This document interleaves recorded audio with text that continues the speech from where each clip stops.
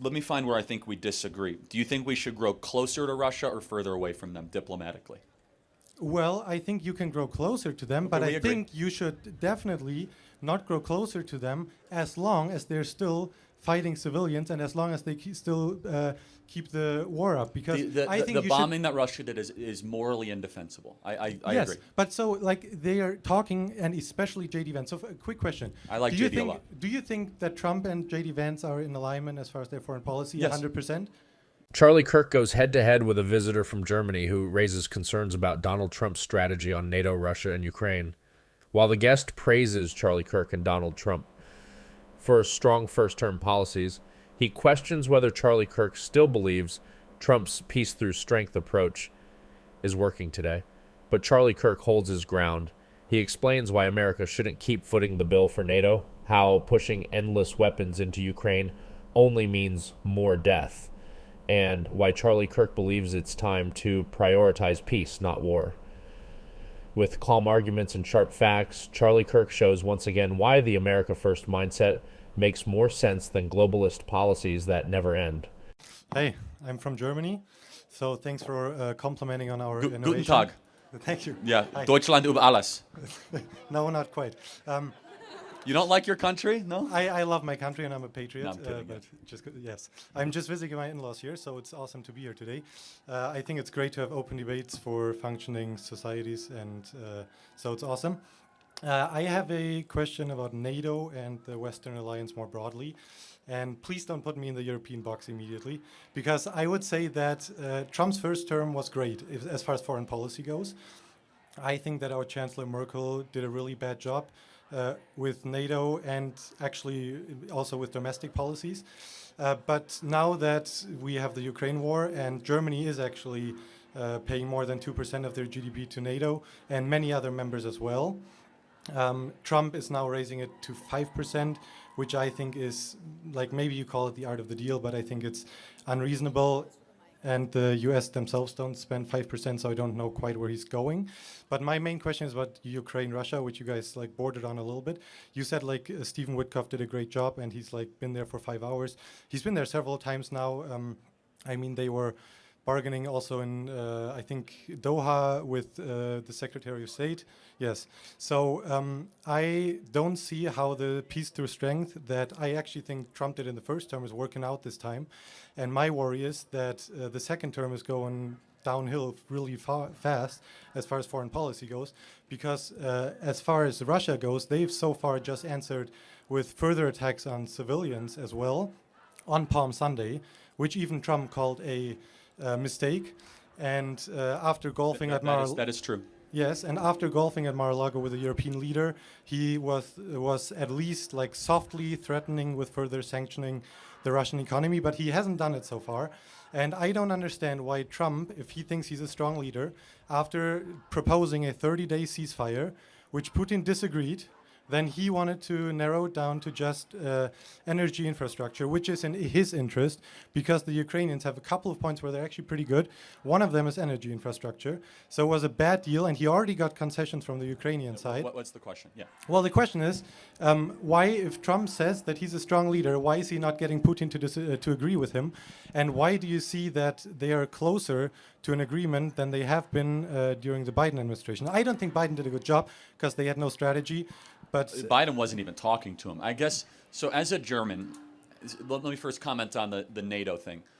Trump proposing 5% is to try to make good on the many years where Germany was under 2%. So for many years we paid for NATO, and this is just catching up for that. Correct. That's his belief. Fair or Yes. unfair, that's his belief. But you can agree, for 30 years we've paid the lion's share of NATO costs. America has. And I don't hate NATO. I inherently don't think it's a bad idea. I do think we shouldn't have NATO expansion. I think that's been a mistake. But NATO's expansion as far as Ukraine, or also as far as Ukraine and Sweden? Finland, I think, was a mistake. Finland is very Russian in a lot of ways, and you can even acknowledge that. Yes, but I mean, Russia Finland pushed was- them into NATO. I know, but Finland was even neutral in World War II. I mean, like, it was like Finland is a very edge case. You as a European would respect that. Of course, it's fine. It's But fine. let's not get into I don't want to get into that, but I would just yes. ask the question, because this is the most important question. Here's the way that we look at it as Americans. Through door A, we can continue this war. We will give more armaments to Ukraine, and 1 million more people are going to die. For what? Not helpful, I agree, yes. Yeah, and then door B is to try to find some settlement. Do you think we should try door B more than door A? Yeah, so, I mean, this is classic Charlie Kirk logic. Charlie Kirk is like, okay, door A means more fighting, more weapons, and more people dying. But door B, Charlie Kirk says that's the peace route. And honestly, why wouldn't we try peace? Charlie Kirk is not saying let Putin walk all over people, but Charlie Kirk is asking the real question. Is this endless war even working? And I think Charlie Kirk is 100% right to push for a smarter approach instead of just going along with what Biden's doing. Absolutely, Okay, but we I think agree. he should put the same type of pressure on both sides. Yeah, fair because enough. right now, I think he should just sanction Russia and see where they're going. Because right now, I we don't just think push you're them incorrect. further. I don't think you're incorrect. Russia thinks they're winning, and they are. And they are, So but the question is then, what else can we do to Russia? Because Joe Biden did so much. I mean, they dumped their dollar bills from their reserves. I mean, there's very little that we can continue to do to Russia I think outside you of could- supplying more weapons.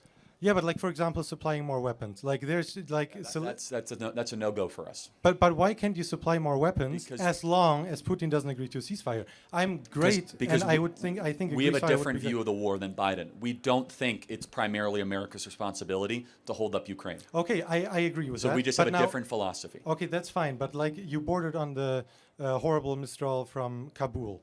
I think that no matter what Biden did, like this is what Trump inherited. So that's how democracies work. So he can't do anything about what his predecessor did.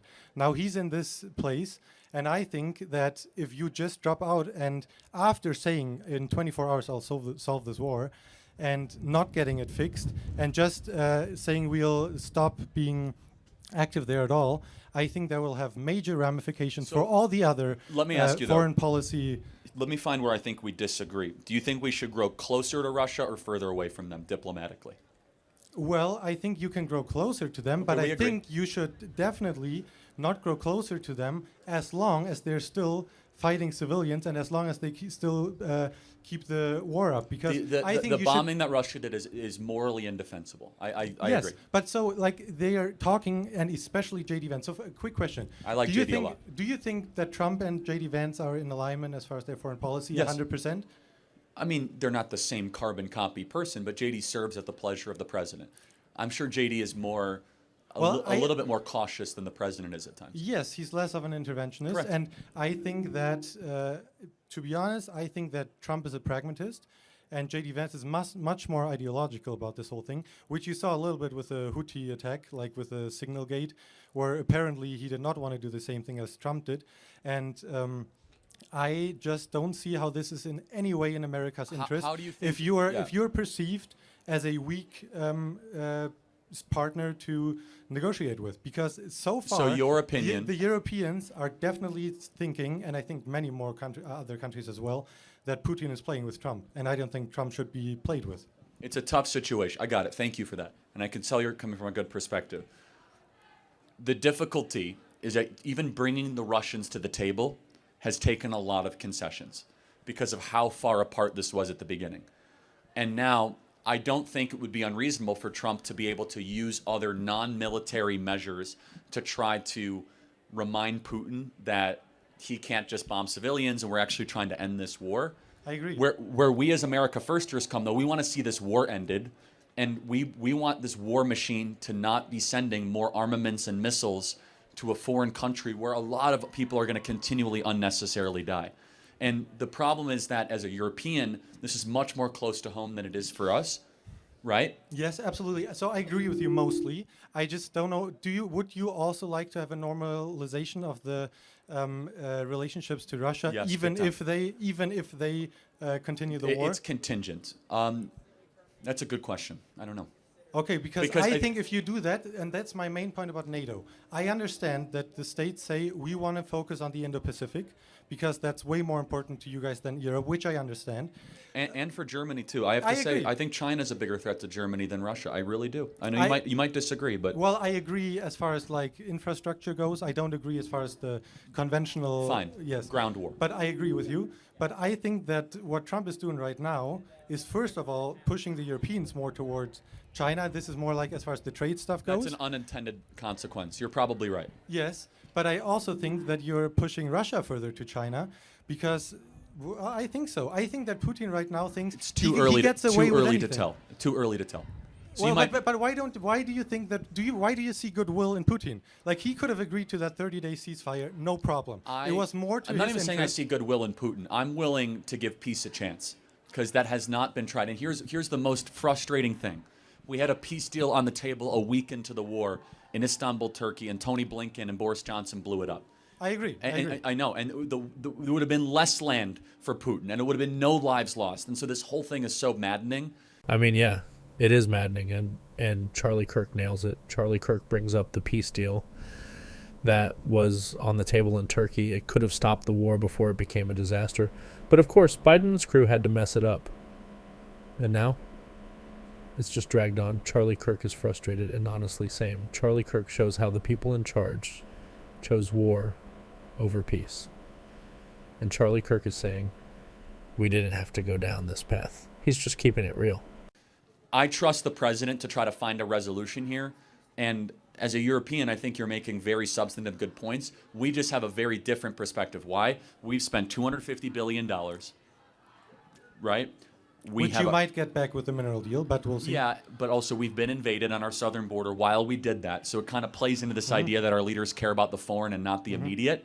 And not to, insult your country, but there has been... Please don't. No, I'm just saying, for like 20 or 30 years, the Europeans have been a little asleep at the wheel. Yes. They've said, America will protect us, we could pay money for other stuff. Yes, but now that is changing. But now we are leveling up. Finally, but... we just passed a $1 billion debt deal. I know, but you and I increase both know Germany does not have a military-industrial base. No, but this you is guys my can't- thing. You should have Europe, as far as the economical power on your side, to be able to fight China. Because if you don't have the leverage of saying Europe is on our side in the Indo-Pacific, I think that'll have a major backlash.